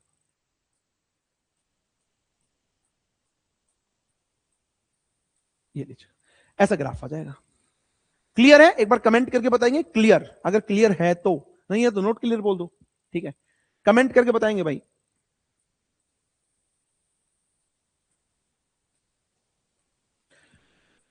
तो यस, तो देखो यहां पर मोड ओपन करना आना चाहिए, आई होप आ गया होगा।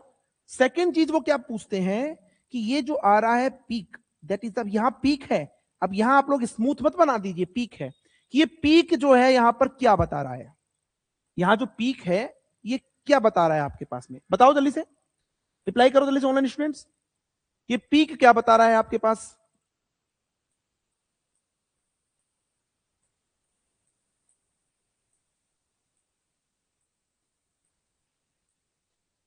हाँ भाई,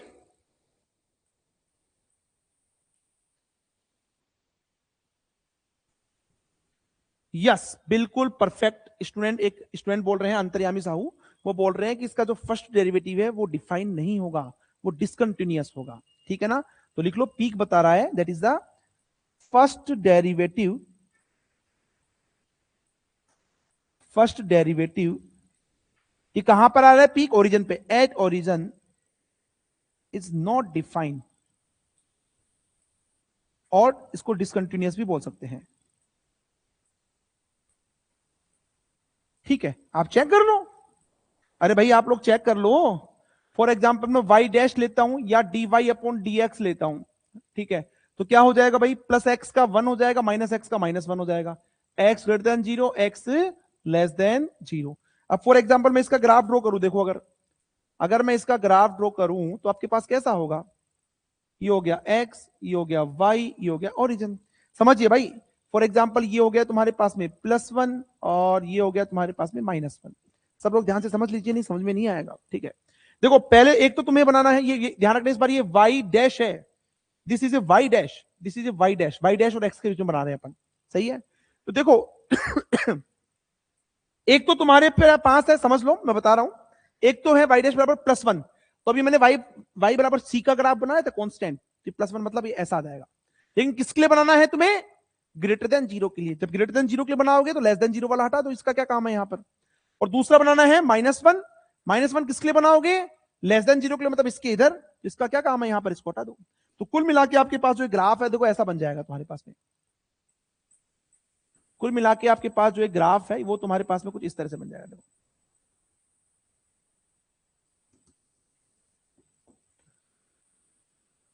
अरे अभी तो ये कुछ भी नहीं है, बहुत अच्छे अच्छे ग्राफ्स ड्रॉ करेंगे अपन, बहुत बढ़िया बढ़िया ग्राफ ड्रॉ करेंगे, ठीक है। ये बन गया। अब मैं आपको पूछूं, बताओ एट ओरिजिन y डैश की वैल्यू कितनी है। तुम में से एक स्टूडेंट बोलेगा +1 है, एक स्टूडेंट बोलेगा -1 है, और दोनों सही है। गलत कहां है बताओ, दोनों ही 100% सही है, ठीक है ना। इसका मतलब ये हो गया कि y डैश का वैल्यू एट ओरिजिन डिफाइन ही नहीं है, डिसकंटिन्यूअस है, यहां पर टूट रहा है तुम्हारे पास में, ठीक है। तो ये जनरली पूछते हैं इंटरव्यू के अंदर कि बताओ तुम्हारे पास में क्या होगा, तो ये अपन ने देख लिया भाई, है ना। चलो आगे देखते हैं अपन,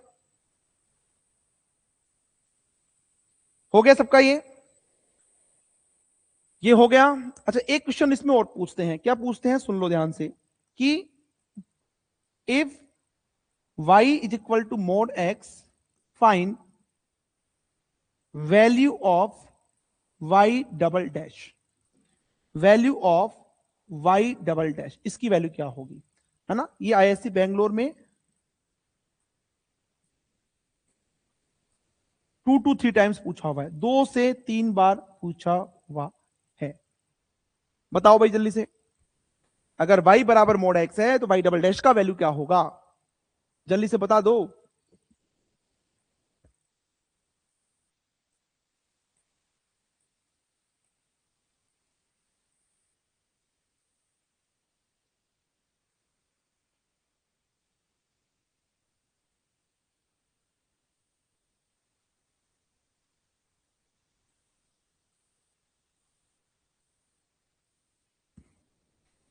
हम्म, हाँ वेरी गुड, स्टूडेंट बोल रहे हैं सर डिराक डेल्टा होगा, लेकिन आपको वैल्यू बतानी है।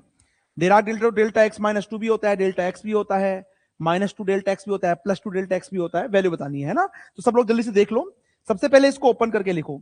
तो अभी मैंने बताया था ग्रेटर देन 0 और लेस देन 0, तो यहां पर ये +x में ओपन होगा, ये -x में।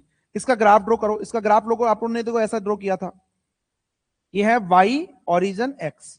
इसके बाद में आप लोग निकालो यहां पर y डैश, y डैश निकालेंगे तो +1 -1, तो ग्रेटर देन 0 और लेस देन 0, ठीक है। इसका ग्राफ भी आप लोगों ने ड्रॉ कर लिया, y डैश और x के बीच में ये ओरिजिन हो गया, +1 और -1, -1 +1, सही कर लिया।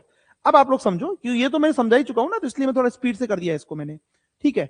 अब आप लोग समझिए, नेक्स्ट हमें ग्राफ ड्रॉ करना है, नहीं नेक्स्ट हमें निकालना है y डबल डैश। तो सुन लो ध्यान से, जब भी ऐसा केस आता है, कोई भी फंक्शन अगर किसी पर्टिकुलर पॉइंट पे डिसकंटिन्यूअस हो रहा है और उसका डेरिवेटिव तुमसे पूछा जा रहा है, तो ध्यान रखना उसका डेरिवेटिव हमेशा डिराक डेल्टा आएगा, ठीक है। वो एक फाइनाइट डिसकंटिन्यूअस होता है, इनफाइनाइट डिसकंटिन्यूअस, ये देखो फाइनाइट कंटिन्यूअस, ये मेजरेबल क्वांटिटी है, इसलिए फाइनाइट डिसकंटिन्यूअस इसको बोला जाता है, ठीक है। तो डिराक डेल्टा कहां डिफाइन होगा, जिस पॉइंट पे वो डिसकंटिन्यूअस होगा। किस पॉइंट पे डिसकंटिन्यूअस है भाई, ये 0 के ऊपर, ओरिजिन के ऊपर डिसकंटिन्यूअस है, इसका डेरिवेटिव ओरिजिन पे डिसकंटिन्यूअस है, तो डिराक डेल्टा भी वहीं पे ही होगा। +1 पे होता तो x -+1 कर देते, 0 पे है तो x -0 कर दिया। अब इसका विड्थ देखो कैसा है, इसका विड्थ, विड्थ जानते हो, विड्थ, विड्थ यहां से डिसकंटिन्यूअस जो डिसकंटिन्यूटी है उसका विड्थ देखो, ये पूरा कितना है, 1 ईयर 1 ईयर, तो यहां पर लगा दो 2। उसके बाद में ये देखो कि ये इंक्रीजिंग फंक्शन या डिक्रीजिंग फंक्शन है, उसको देखने का तरीका होता है लेफ्ट से राइट चलो, फंक्शन इंक्रीज हो रहा है डिक्रीज हो रहा है, लेफ्ट से राइट। देखो पहले तो नीचे है मतलब माइनस में है, फिर इधर चल रहे हैं तो फिर देखो ऊपर आ गया, इंक्रीजिंग हो गया ना तुम्हारे पास में, लेफ्ट से राइट चलने पर इंक्रीजिंग हो गया, तो इसलिए यहां पर आ गया प्लस का। ये है प्लस क्यों आया तुम्हारे पास में, बिकॉज इंक्रीजिंग है। और भी ऐसे क्वेश्चन करेंगे 2-3 तो आपको आइडिया लग जाएगा कि इंक्रीजिंग डिक्रीजिंग का मतलब क्या है। ठीक है, ये क्लियर है सबका? जल्दी से रिप्लाई करो, ऑनलाइन स्टूडेंट्स जितने भी हैं सबका क्लियर है ना? ये जल्दी से रिप्लाई करो भाई।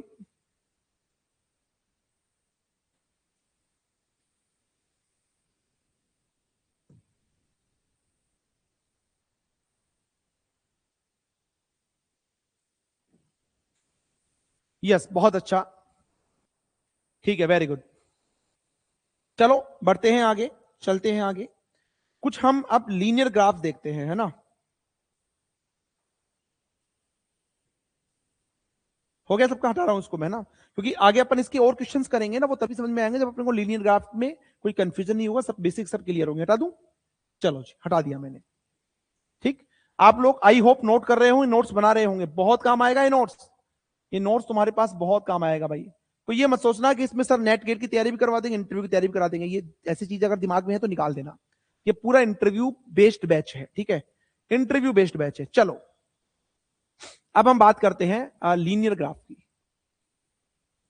लीनियर ग्राफ मतलब y इज इक्वल टू, मतलब y is equal to m x plus c. हम इस ग्राफ की बात करते हैं। ऐसे ग्राफ्स को हम बोला जाता है लीनियर ग्राफ। ठीक है, यहां जो m है, यहां जो m है इसको बोला जाता है स्लोप, और स्लोप होता है dy upon dx, that is the tan theta, अभी बताया था मैंने। और c जो है that is the intercept, c है इंटरसेप्ट। हर एक चीज का मीनिंग समझो, ग्राफ अच्छे से समझ लिए, आपका बहुत अच्छा इंटरव्यू का काम हो जाएगा भाई। मैक्सिमम काम आपका इंटरव्यू का हो जाएगा, ध्यान रखना, अगर आप ग्राफ अच्छे से समझ लेते हैं तो। ठीक है, सी इंटरसेप्ट है, एम है स्लोप, इसको अपन डिवाइड अपॉन डीएक्स से टेन थीटा भी बोल सकते हैं। डन। चलिए अब देखो यहां पर समझिए, मैं 4 ग्राफ ड्रॉ कर रहा हूं, ठीक है, समझेंगे भैया आप लोग। कुछ ग्राफ्स में ड्रॉ कर रहा हूं, है ना? जैसे पहले तो चलो एक तो मैं रैंडमली ग्राफ ड्रॉ कर लेता हूं, है ना? ये ओरिजिन हो गया, ये एक्स हो गया, ये वाई हो गया, और फॉर एग्जाम्पल मैंने रैंडम ये ग्राफ ड्रॉ कर लिया, मैंने एक रैंडम ग्राफ ड्रॉ कर लिया, ऐसा ग्राफ है, ये लीनियर है, लीनियरली वेरी कर रहा है एक्स और वाई के साथ में, ठीक है, एक्स वाई के साथ में। चलो देखो यहां पर समझिएगा, सबसे पहले तो ये देखो इंटरसेप्ट क्या होता है, ये कहां कट कर रहा है, वाई एक्सिस को भाई, क्योंकि यहां पर देखो एक्स बराबर 0 रखेंगे तभी तो वाई बराबर सी आएगा, तो वाई एक्सिस को कहां कट कर रहा है ना? तो देखो ये ओरिजिन से इस वाले डिस्टेंस यहां से लेकर यहां तक, यही होता है सी, और यही होता है तुम्हारे पास में इंटरसेप्ट, यही होता है आपके पास में इंटरसेप्ट। समझना ध्यान से, यही होता है तुम्हारे पास में इंटरसेप्ट। तो इंटरसेप्ट कैसा है, पॉजिटिव है। अब आता है स्लोप, तो स्लोप तो मैं बता ही चुका हूं आपको पहले भी, है ना? जैसे यहां पर dy अपॉन dx, ठीक है, निकाल सकते हो आप लोग स्लोप यहां पर, ठीक है। जैसे फॉर एग्जांपल स्लोप तुमसे पूछ ले कि बताओ इसका स्लोप कैसे निकालोगे, तो यहां पर फॉर एग्जांपल इसको इससे मिला दो, ऐसे ये लीजिएगा, है ना? इसको देखो जब मैंने इससे मिला दिया, समझना, इसको जब मैंने इससे मिला दिया तो आप लोग क्या करेंगे, जैसे इधर देखिए ध्यान से, पूछते हैं भाई स्लोप बताओ कैसे निकालोगे इसका, क्या करोगे, वहां पर नहीं आएगा तो आना चाहिए ना ये। तो देखो यहां पर फॉर एग्जांपल y का डिफरेंस निकाल लो, मतलब यहां से लेकर यहां तक, ये तो फिर ये उल्टा कर दिया क्या, इसको y कर लेना भाई, ये y है और ये आपके पास x है ना, उल्टा लिख दिया इसको, ये x है ये y है, हाँ समझो, तो y यही तो है, तो ये तो हो गया तुम्हारे पास में dy इन दोनों का डिफरेंस, और यहां से लेकर यहां तक का जो डिफरेंस हो गया, ये तुम्हारे पास में हो गया dx। बस निकल गया तुम्हारे पास, स्लोप बराबर होता है dy अपॉन dx, तो निकल जाएगा स्लोप। ठीक है, आपके पास देखो ग्राफ ऐसे था, समझना, आपके पास ग्राफ था ऐसा, आपके पास ग्राफ था ऐसा, एक बार दोबारा समझना इसको, ये ओरिजिन हो गया और ये देखो ऐसा ग्राफ था। अब तुमसे ये पूछ लेगा बताओ इसका स्लोप पॉजिटिव है या नेगेटिव है, तो आप लोग आराम से देख सकते हो। ठीक है, इसके लिए क्या करेंगे कि जैसे कोई भी एक पॉइंट ले लो, अगर देखो मान लो ऐसा कर्व है तो पहले इसके टेंजेंट लाइन ड्रॉ करते हैं। अब इसका तो क्या टेंजेंट लाइन ड्रॉ करोगे, यहां पर आप लोग एक्स एक्सेस बता दो डॉटेड से, और यहां पर आप लोग बता दो वाई एक्सेस से। अब एक्स के साथ ये जो लाइन है कितने एंगल बना रही है, theta less than pi by 2, तो अगर theta less than pi by 2 होता है तो टेन थीटा पॉजिटिव होता है। इस केस में टेन थीटा तुम्हारे पास पॉजिटिव होगा, तो इसका स्लोप भी क्या रहेगा, पॉजिटिव रहेगा। तो ये होता है स्लोप, ये होता है इंटरसेप्ट। इसके बारे में आपका बिल्कुल क्लियर वो होना चाहिए कॉन्सेप्ट, इसमें कोई कंफ्यूजन नहीं होना चाहिए, इसमें कोई कंफ्यूजन आपका नहीं होना चाहिए भाई, ठीक है। चलिए अब आप समझिए, इधर देखो, ये क्लियर है तो आप लोग कर लेना इसको, ठीक है। अब जैसे मैं आपके पास में चार ग्राफ आपसे ड्रॉ करवाता हूं, ठीक है। For example y is equal to x plus three, दूसरा ड्रॉ करना है y is equal to x minus three, तीसरा ड्रॉ करना है y is equal to minus x plus three, चौथा ड्रॉ करना है। ये जब तक प्रैक्टिस नहीं करोगे ना, प्रैक्टिस मतलब यही एक ग्राफ तुम्हें ड्रॉ करनी है जो मैं बना रहा हूं, अलग से और कोई ग्राफ, नए ग्राफ नहीं करने हैं। प्रैक्टिस नहीं करोगे तो नहीं आ पाएगा तुम्हें, है ना। तो प्रैक्टिस आपको करनी है। अगर किसी का ग्राफ थ्योरी वीक है तो आपको प्रैक्टिस करनी पड़ेगी भाई, ऐसे नहीं आएगा एक बार में। बस समझ लो अभी आप लोग, और कुछ नहीं, ओरिजिन समझ लो और नोट कर लो, ठीक।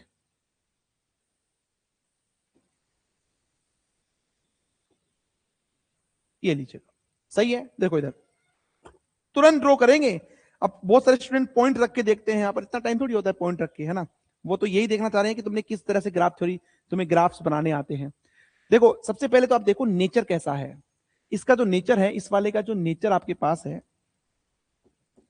इसका जो नेचर है, नेचर वो है y बराबर एक्स का। मैंने बताया था याद करना, y बराबर एक्स जाता है ऐसा, y बराबर एक्स जाता है ऐसा। अब ऐसे तुम्हारे पास तीन ग्राफ हो सकते हैं, समझना। एक ग्राफ ऐसा भी हो सकता है ओरिजिन से भी जाए, हो सकता है ऐसा भी जाए। लेकिन आप ये देखो इसका इंटरसेप्ट कैसा है। इसका जो इंटरसेप्ट है c बराबर वो प्लस थ्री है। प्लस थ्री मतलब ओरिजिन से तुम्हारे पास ऊपर की तरफ आना चाहिए। तो बताओ इन दोनों का क्या काम है यहाँ पर, ना तो ये आएगा तुम्हारे पास, ना ये आएगा तुम्हारे पास, ये ग्राफ आ जाएगा। y बराबर एक्स का नेचर भी हो गया ऐसा, और इंटरसेप्ट भी क्या आ गया, पॉजिटिव आ गया। दैट इज द, ये जो इंटरसेप्ट है c बराबर ये है तुम्हारे पास थ्री, यहां पर ये थ्री को कट करेगा, थ्री को कट करेगा, है ना। जैसे ये वाला ग्राफ ड्रॉ करना है तो इसका नेचर देखो y बराबर एक्स का है, मतलब ग्राफ तो आएगा ऐसा ही, लेकिन इंटरसेप्ट कैसा है, माइनस थ्री, नीचे की तरफ से आएगा, तो ये ग्राफ तुम्हारे पास में ऐसा आ जाएगा। इसमें ये जो है यहां से लेकर यहां तक, ये c बराबर है माइनस थ्री, ये माइनस थ्री को कट करेगा, ठीक है। नेक्स्ट ये वाला ग्राफ देखो, माइनस एक्स प्लस थ्री, इस बार नेचर y बराबर माइनस एक्स का नेचर है, ऐसा ग्राफ आएगा, लेकिन प्लस थ्री है, ऊपर से जाना चाहिए तुम्हारे पास में, ऐसा ग्राफ आ जाएगा, ठीक है। तो ये देख लो तुम्हारे पास में c is equal two plus three है। इसका स्लोप देख लो, वो होता है ना y बराबर एम एक्स प्लस सी, तो यहाँ स्लोप माइनस है, नेगेटिव है ना, m की वैल्यू माइनस वन है, नेगेटिव है। तो आप चेक भी कर सकते हो, है ना। स्लोप कैसे चेक करते हैं, मैंने क्या बताया था, स्लोप कैसे चेक करते हैं। कोई भी पॉइंट ले लो, एक्स एक्सिस वाई एक्सिस, अब एक्स से कितना एंगल बना रहा है ये, देखो यहाँ पर थीटा जो है ग्रेटर देन 90 है, या मैं ऐसे बोलूं थीटा का जो वैल्यू है वो 90 से 180 के बीच में है। ऐसे केस में टेन थीटा होता है नेगेटिव, तो इसका स्लोप भी कैसा हो जाएगा, नेगेटिव। देखो नेगेटिव स्लोप आ ही रहा है, इससे भी पता लग रहा है तुम्हें, मैथमेटिक्स से भी, ग्राफ से तुमने ड्रॉ कर लिया। इसका देखो y बराबर माइनस एक्स का नेचर ऐसा आएगा, लेकिन माइनस थ्री नीचे से जाएगा, ये लो नीचे से ड्रॉ कर दो, यहां कट करेगा c, ये माइनस थ्री हो गया, माइनस एक्स का नेचर भी हो गया, इंटरसेप्ट भी तुम्हारे पास क्या हो गया, c equal to minus three हो गया। ये सबको समझ में आया है तो यस बोलिए जल्दी से। अगर ये समझ में आया है तो बस ओनली यस बोलिए और कुछ नहीं, तो मैं आगे बढ़ूंगा।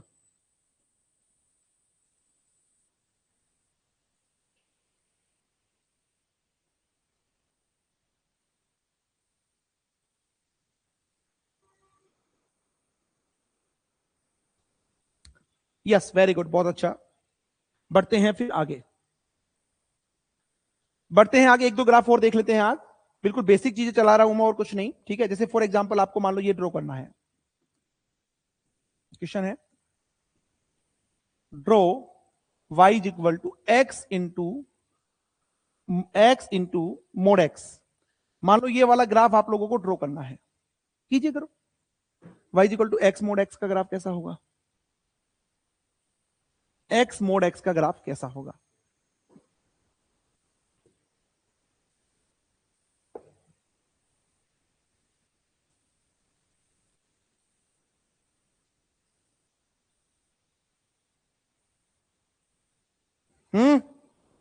सबसे पहले ओपन करो इसको, है ना, समझिए y is equal to x ले लो ग्रेटर देन 0 और लेस देन 0। देखो जब ग्रेटर देन 0 होगा तो ये पॉजिटिव ओपन होगा, तो एक्स एक्स एक्स स्क्वायर। जब लेस देन 0 होगा तो ये नेगेटिव में ओपन होगा, माइनस एक्स आएगा तो ये हो जाएगा माइनस का एक्स स्क्वायर। ठीक है, बस उसके बाद तो नेचर पता होना चाहिए, कुछ नहीं है। इसलिए मैंने बोला कि नेचर आप लोगों को पता नहीं होगा तो आप ग्राफ नहीं बना पाओगे। नहीं, ग्राफ बना लोगे आप लोग। ये हो गया एक्स, ये हो गया वाई, ये हो गया ओरिजिन। सही है। बोल रहे हैं two parabola reflection about x axis. Check कर लेते हैं। देखो y बराबर एक्स स्क्वायर का ग्राफ कैसा होता है भाई? y बराबर एक्स स्क्वायर होता है, ऐसा होता है क्या बताओ? लेकिन तुम्हें किसके लिए बनाना है? x ग्रेटर देन 0, इसके लिए इधर ही बनाना है। इधर वाला हटा दो आप लोग, ये लो जी। दूसरा y बराबर माइनस एक्स स्क्वायर बनता है ऐसा, लेकिन तुम्हें कौन सा बनाना है? लेस देन 0 के लिए इधर वाला बनेगा, तो इधर वाला हटा दो। इसका क्या काम है यहां पर? ये लो जी, ये ग्राफ बन जाएगा। देखो जिसने ये बनाया है वो सही है, बाकी गलत है। जिसने ये बनाया है वो सही है, बाकी गलत है। सही है। अच्छा मुझे बताओ, क्या इसका फर्स्ट डेरिवेटिव डिफाइन होगा? यस और नो? क्या इसका फर्स्ट डेरिवेटिव डिफाइन होगा? यस और नो? एट ओरिजिन इसका फर्स्ट डेरिवेटिव डिफाइन होगा या नहीं होगा? Yes, very good. ठीक है, at origin first order derivative is defined, will be defined. आप करके देख लो। नहीं आ रहा है तो आप लोग y डैश निकाल लो। क्या होगा y डैश? 2x माइनस का 2x greater than 0 less than 0। ठीक है, इसका ग्राफ अगर आप ड्रॉ करोगे y डैश और x के बीच में, देखो y बराबर 2x, मतलब एक तरह से x का नेचर रहेगा ऐसा जाएगा तुम्हारे पास में। ठीक है, लेकिन ग्रेटर देन 0 के लिए बनेगा तो ऐसा बन जाएगा। फिर तुम्हारे पास क्या है? लेस देन 0 को माइनस माइनस एक्स का नेचर होता है ऐसा, लेकिन इसके लिए बनाओगे तो ऐसा। पीक आ रहा है तो फर्स्ट डेरिवेटिव है तो continuous he, but second derivative is not defined. इसका सेकेंड डेरिवेटिव डिफाइन नहीं होगा क्योंकि यहां पर पीक आ रहा है। समझ में आ गया?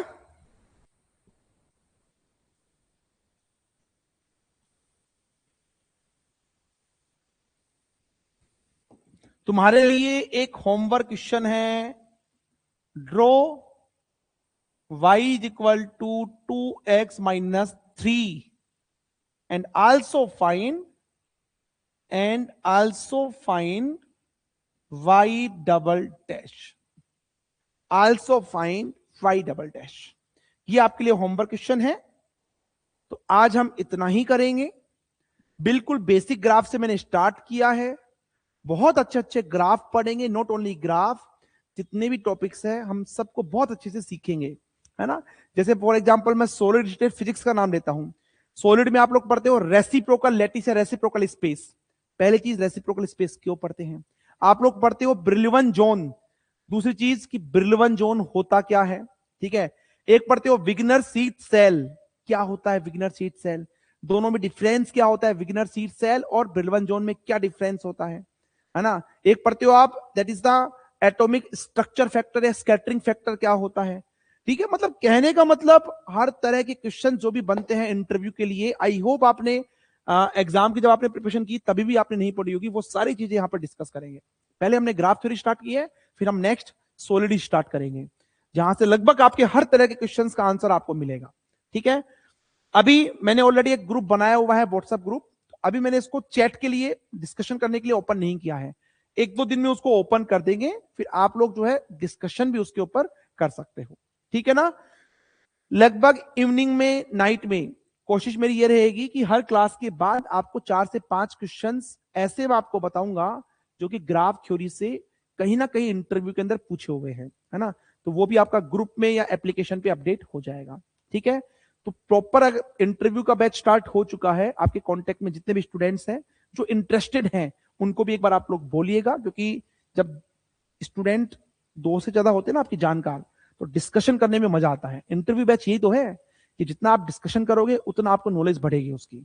ठीक है ना। तो अभी हमने ग्राफ थ्योरी से स्टार्ट किया है। आई होप ये तो बिल्कुल बेसिक ही लेक्चर था, ये तो सबको समझ में आया होगा। फिर भी कई स्टूडेंट को बहुत बेसिक चीजें नहीं पता है कि पीक आता है तो उसका फिजिकल मीनिंग क्या होता है, मोड के ग्राफ, मोड एक्स के ग्राफ कैसे बनते हैं, x square x four x के ग्राफ किस तरह से बनते हैं, है ना, ये सब बेसिक चीजें आपने आज हमने सीखी।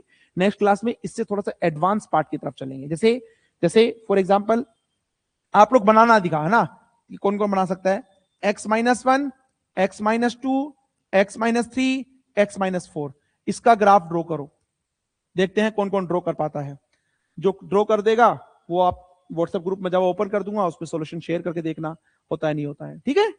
चलिए भाई, तो आज के लेक्चर में इतना ही है, बाकी अपन नेक्स्ट क्लास में देखेंगे। क्लास टाइमिंग यही 12:30 बजे रहेगा। लाइव लीजिए, लाइव नहीं ले पाते हैं तो आप रिकॉर्डेड बाद में आपको एक्सेस मिल जाएगा, रिकॉर्डेड आप देख सकते हैं। ये पूरा बैच आपका लगभग 15 जून तक, है ना, उसमें डेट दे रखी होगी, तब तक आपके पास में रहेगा, तब तक आपका बार का इंटरव्यू हो जाएगा आराम से, ठीक है ना। और ठीक है, तो ये आपके पास है। फिर भी कोई डाउट है बैच के रिगार्डिंग, कोर्स के रिगार्डिंग, तो आप इस नंबर पे कांटेक्ट कर सकते हैं। सभी स्टूडेंट को बता देना भाई, इन्फॉर्म कर देना, बैच प्रॉपर स्टार्ट हो चुका है। चलिए ठीक है, चलिए भाई, है ना। क्लास टाइमिंग वही 12:30 PM रहेगा। वीक में 3 से 4 क्लासेस रहेंगी, ठीक है। अगर टाइम कभी चेंज होता है सडनली तो मैं आपको मॉर्निंग में बता दूंगा कि आज टाइम 12:30 ना होकर शाम को 5 बजे रहेगा, 3 बजे रहेगा, जो भी है मैं आपको बता दूंगा। पहले लाइव नहीं ले सकते हैं, रिकॉर्डेड आपके पास में रहेगी। चलिए।